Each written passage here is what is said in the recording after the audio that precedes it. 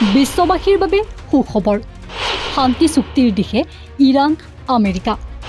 অতি সোনকালে মুকলি হ'ব হৰমুজ প্ৰণালী স্বাভাৱিক হ'ব বিশ্বজুৰি তেল যোগান ব্যৱস্থা পিছে ইয়াৰ বাবে ইৰাণৰ সন্মুখত ট্ৰাম্পে বান্ধি দিছে 4টা কঠোৰ চৰ্ত কি ট্ৰাম্পৰ এই 4টা প্ৰধান চৰ্ত দীৰ্ঘদিন ধৰি চলি অহা মধ্যপ্ৰাচ্যৰ উত্তেজনাৰ মাজতেই সমগ্ৰ বিশ্বৰ বাবে এক ডাঙৰ সকাহৰ খবৰ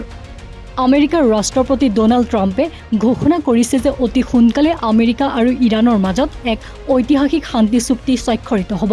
এই চুক্তিৰ ফলত পুনৰ মুকলি হ'ব বিশ্বৰ আটাইতকৈ গুৰুত্বপূৰ্ণ তেল পৰিবহণ পথ হৰমুজ প্ৰণালী ফলত স্বাভাৱিক হ'ব বিশ্বজুৰি তেল যোগান ব্যৱস্থা আৰু হ্ৰাস পাব ইন্ধন সংকটৰ আশংকা কিন্তু এই শান্তি চুক্তিৰ বাবে ইৰাণৰ সন্মুখত 4টা কঠোৰ চৰ্ত ৰাখিছে ট্ৰাম্পে প্ৰথম চৰ্ত অনুসৰি ইৰাণে কোনো পৰিস্থিতিতেই পাৰমাণৱিক অস্ত্ৰ নিৰ্মাণ কৰিব নোৱাৰিব দ্বিতীয়তে ইৰাণক নিজৰ পাৰমাণৱিক কাৰ্যসূচীত ব্যৱহৃত ইউৰেনিয়াম সহ সকলো পাৰমাণৱিক সামগ্ৰী সম্পূৰ্ণৰূপে নিষ্ক্ৰিয় কৰিব লাগিব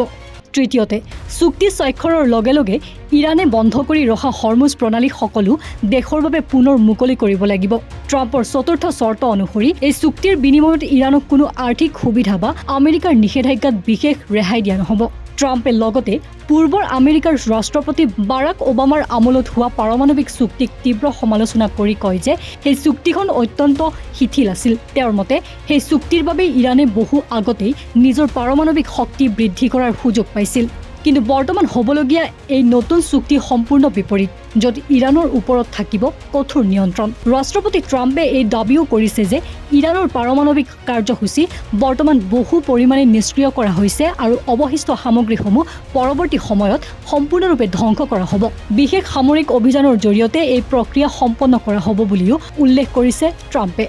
উল্লেখ্য যে হৰমুজ প্ৰণালী হৈছে বিশ্ব শক্তি অৰ্থনীতিৰ অন্যতম গুৰুত্বপূৰ্ণ লাইফলাইন পাৰস্য উপসাগৰ আৰু ওমান উপসাগৰৰ মাজেৰে যোৱা এই পথটোৰ প্ৰতিদিনে বৃহৎ পৰিমাণৰ কেঁচা তেল আৰু প্ৰাকৃতিক গেছ বিশ্ব বজাৰলৈ ৰপ্তানি কৰা হয় ভাৰতে আমদানি কৰা অধিকাংশ তেলো এই পথেৰে আহে যুদ্ধৰ পৰিস্থিতিৰ বাবে এই পথ বন্ধ হৈ যোৱাৰ ফলত বিশ্বজুৰি ইন্ধনৰ সংকট আৰু মূল্যবৃদ্ধিৰ আশংকা বৃদ্ধি পাইছিল